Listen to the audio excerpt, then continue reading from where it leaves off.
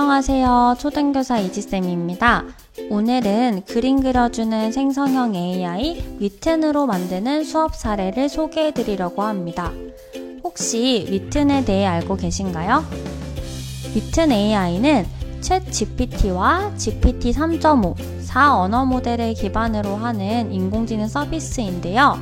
대화만 가능한 챗 GPT와 달리 이미지 생성도 한 번에 할 수 있고, 또 한국에서 개발되어 한국어 대화에 최적화된 인공지능 서비스입니다. 뿐만 아니라 이 위튼의 툴 메뉴에 들어가시면 자기소개서, 독서 감상문 등 다양한 툴을 제공하고 있어서 목적에 맞게 사용하기에 편리하다는 장점이 있습니다. 저는 오늘 이 위튼의 그림 생성 기능을 이용한 영어 수업을 했는데요. 꼭 위튼이 아니어도 달리2나 미드저니, 이미지 크리에이터, 스테이블 디퓨전, 엔비디아의 플레이그라운드 AI 등 그림을 그려주는 생성형 인공지능이라면 어떤 것을 사용하셔도 괜찮습니다. 저는 4학년 영어 중에서 물건의 위치를 묻고 답하는 말을 배워보는 단원에 적용을 해보았는데요. 이 수업은 문장에 따라서 그림을 생성하는 활동이기 때문에 학년이나 차시, 과목에 상관없이 선생님께서 계획하시는 수업에 응용해 보실 수 있습니다. 먼저 제 수업을 간단하게 소개를 해드리면, 저는 인공지능을 직접 활용하기 전에 문장을 제시하고 이 문장에 어울리는 그림을 손으로 한번 그려보도록 하였습니다. 예를 들어서 저는 여우가 컵 안에 있어 라는 문장을 영어로 제시해 주었는데요. 이 문장을 주고 학생들에게 어울리는 그림을 그려보도록 하면 짧은 시간 안에 그리기 때문에 완성도를 높이기 어려워서 재미있는 그림이 많이 나옵니다. 이렇게 학생들의 흥미와 집중을 높인 후에 그림을 그려주는 인공지능을 소개했는데요. 이렇게 똑같은 문장을 인공지능에게 요청하면 10초 이내에 훨씬 완성도 높은 그림을 그려주기 때문에 학생들의 반응이 뜨겁더라고요. 이렇게 직접 그림을 그리고 인공지능이 그림을 그려주는 것을 비교해보는 것으로 동기 유발을 했다면, 이제 직접 학생들이 인공지능한테 요청하고 싶은 그림을 생각해보도록 합니다. 이것을 프롬프트를 작성한다 라고 하는데요. 여기서 프롬프트란 생성형 AI에게 어떤 행동을 해야 하는지 자연어로 설명하여 원하는 결과물을 출력할 수 있게 하는 입력값을 말합니다. 즉, 인공지능에게 주는 명령문, 설명문이라고 할 수 있습니다. 저는 물건의 위치를 영어로 말할 수 있도록 예시 문장을 주고 여기에 원하는 인물과 장소를 써넣어서 문장을 완성해 보도록 하였습니다. 이 문장을 완성한 모듬은 보드에 올리도록 했는데요. 많이 쓰시는 패들렛이나 퀴즈앤보드, 띵커벨 보드 등 편한 종류를 선택하셔서 완성한 프롬프트를 학생들이 공유하도록 합니다.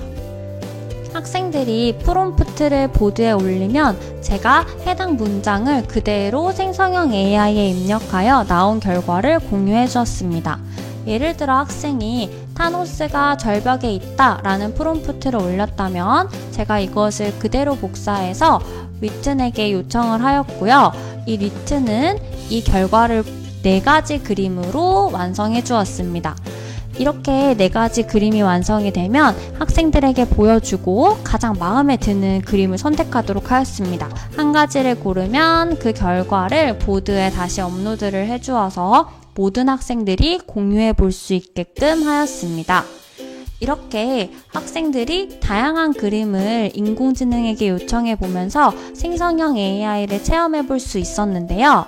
이 수업을 계획하시는 선생님들을 위한 팁을 공유해 드리자면, 먼저 제가 아이들에게 직접 생성형 AI로 그림을 그려보도록 하지 않은 것은 이 연령 때문입니다.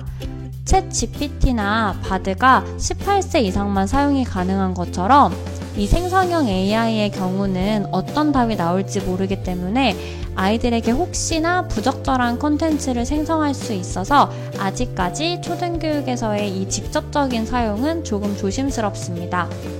특히 이미지 생성의 경우 조금 기괴한 이미지가 나올 가능성도 있기 때문에 더욱 주의를 요합니다.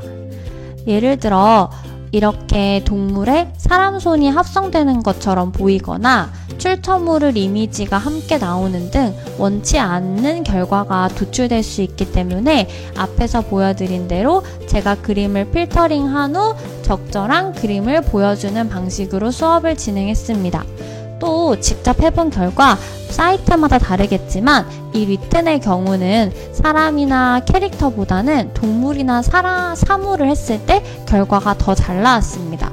예를 들어서 똑같이 축구하는 모습을 그려줘 라고 요청했을 때 손흥민이 축구하는 모습을 그려줘 라고 했더니 전혀 다른 사람의 얼굴이 나온 반면 강아지의 경우 꽤나 그럴듯한 작품이 나왔습니다.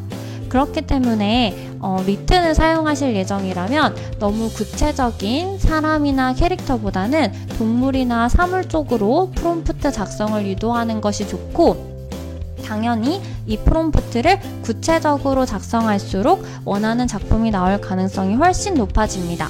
저는 한 교시 동안 진행했기 때문에 시간이 부족해서 모듬 활동으로 진행하였는데요. 반에서 충분한 시간을 가지고 학생들과 활동하는 경우 개별 활동으로 진행해도 좋습니다.